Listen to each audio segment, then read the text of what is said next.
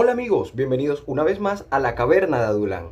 En el día de hoy les tengo un tema súper interesante respecto al tema de si somos o no somos los católicos adoradores de imágenes. Esto es un tema polémico porque siempre, generalmente, los hermanos en la fe de otras corrientes cristianas nos bombardean mucho diciendo que somos idólatras y nosotros regularmente no sabemos cómo contestar.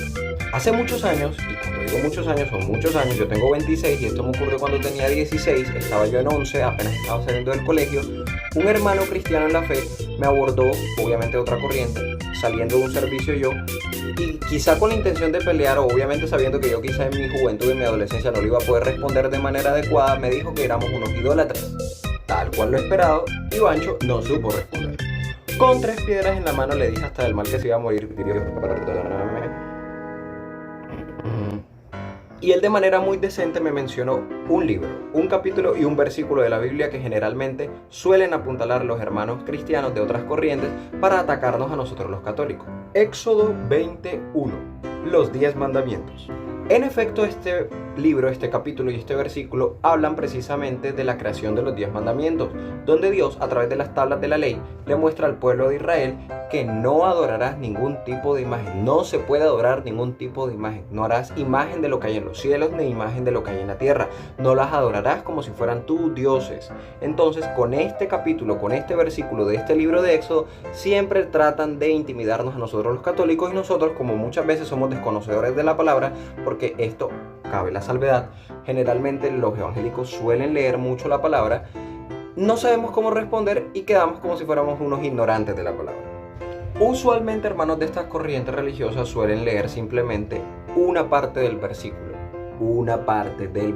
más no leen el contexto general en el cual se desarrolla la historia. Pero no, más adelante cuando fui madurando en la fe me di cuenta que no era que conocieran más de la palabra que nosotros los católicos, no, sino que usualmente suelen leer versículos en particular sin analizar el contexto general de la historia. Más adelante, en el mismo libro de Éxodo, capítulo 25, versículo número 12, nos habla del arca del pacto o arca de la alianza, donde se reservarían las tablas de la ley. Y Dios instruye precisamente al pueblo de Israel, los exhorta a construir dicha arca. Dicha arca tenía unas medidas específicas y unas orientaciones específicas dadas por el mismo Dios, Yahvé. Dentro de las orientaciones para construir el arca del pacto, se me enredó la lengua.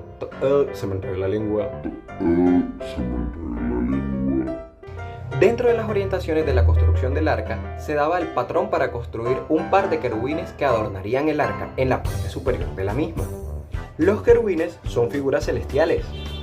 Ay, Bancho, pero Dios no había dicho anteriormente que no se podía construir ninguna imagen de lo que había en los cielos. Sí, Teófila, en efecto no se puede hacer ninguna imagen de lo que hay en los cielos o en la tierra, salvo que sean hechas para hacerlas tu Dios. ¿Eso qué quiere decir? Les explico. Dios no se contradice. No es que, Dios dijo primero una cosa y después dijo otra cosa. No, señor. Dios jamás se contradice. Es que el contexto como tal era distinto. Inicialmente Dios les da las instrucciones de la ley conforme a lo cual se va a regir el pueblo de Israel, los 10 mandamientos.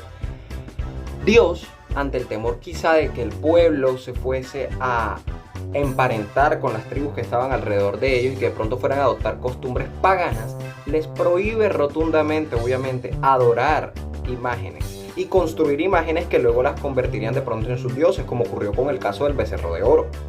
Pero en el caso de los querubines, el pueblo de Israel tenía la total certeza de que los querubines no eran su Dios, de que su Dios era Yahvé, y que los querubines simplemente cumplirían una función ornamental dentro del arca del pacto.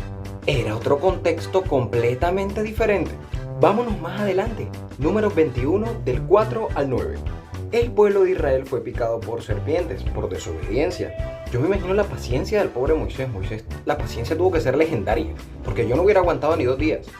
El pueblo le pide a Moisés que los libre de las serpientes y Moisés clama a Dios para que Dios le dé una respuesta. Y Dios le dice: haz una serpiente de cobre y colócala sobre una asta rígida. Todo aquel que haya sido mordido por una serpiente no perecerá, sino que vivirá.